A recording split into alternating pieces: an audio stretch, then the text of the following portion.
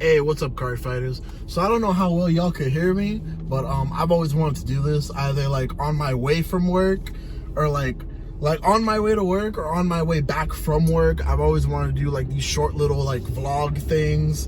It's like inspired by like those really old like videos where like MCO40 used to just drive around and then talk about certain TCG topics, like of course Yu-Gi-Oh stuff. But you know, I did want to touch on, which is especially like since Different Fight just like posted a video about like improving competitively in Vanguard. And I think a big thing about how to improve competitively in Vanguard, at least from my perspective, is to know what is good and why it's good.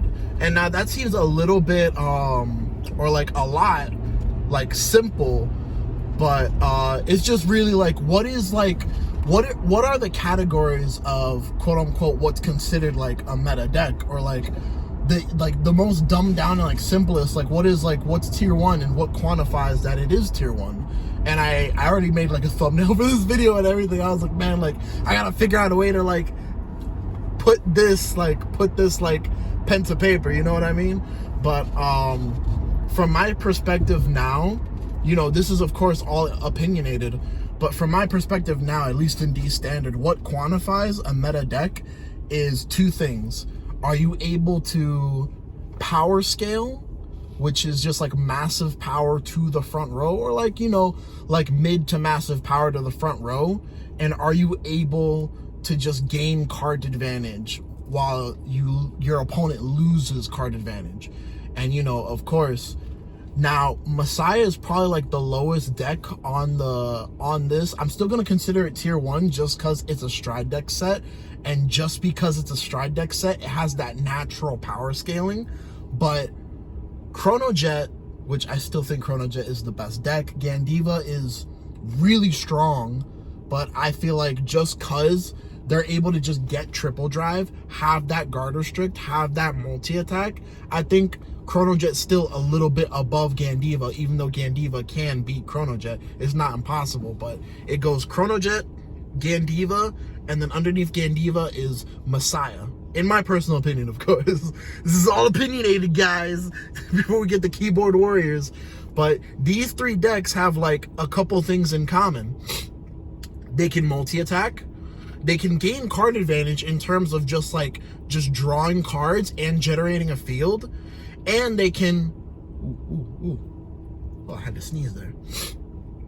And they can get massive power to the front row through the G zone and the crest, and through Gandiva's ability to just be able to set up a really large bind zone that just power scales the more the game goes on. Gandiva's a very, at least in my opinion, Gandiva's a very controlling late game deck.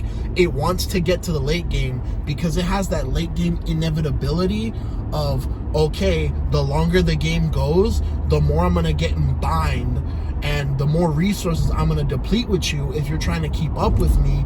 And I really don't need, at the end of the day, if Gandiva can get you to the late game, they really don't need much to beat you. They can literally call triggers to the front row, and that's enough, because Gandiva gets a free crit by himself, plus the power scaling, and the rear guards are throwaway. The rear guards can literally be anything. So that's what makes that deck really good. What makes the Chrono Jet deck really good is because it can do the same thing, except it has a lot of really aggressive early game draws while pressuring your opponent at the same time with GGs, swirlers, Gungan Rams. And again, like when they stride, generally, at least in my practice against Chrono Jet and playing Chrono Jet, more often than not, if they had a really good early game, the game is over by first or second stride. Maybe like they'll get to a third stride, but usually first or second stride, the game's over. So that's what makes that deck really powerful, is just because it's hyper aggressive, and it also has that tick of, hey, like I'm drawing a lot of cards while pressuring you at the same time, while deck hitting you at the same time. And the longer the game goes, the stronger I get. And I really just wanted to touch on this briefly. I didn't want to make this video like too long, But I wanted to just touch on this briefly. Like, it's very interesting what, at least in my opinion, what quantifies a tier 1 deck right now in the state of the game, because they all essentially, they do a handful of the same things. And the tier 2 decks, the decks that are like tier 2 playable in my opinion, they kind of do those things but worse, and then they have like some other weird mechanic, because you know Bushiroad, they have to make a new mechanic every set. That's their shtick. But yeah, let me know what you guys thought about this in the comments down below. If you want more discussions like this, I am gonna try a couple different variations of this. This is more of like test pilot, pilot 00 or 01. But yeah, let me know what you guys thought about this type of video. Like, comment, subscribe. We broke over 700 subscribers. That's amazing, guys. I really do want to thank you. I am truly blessed to have y'all in my corner. Later.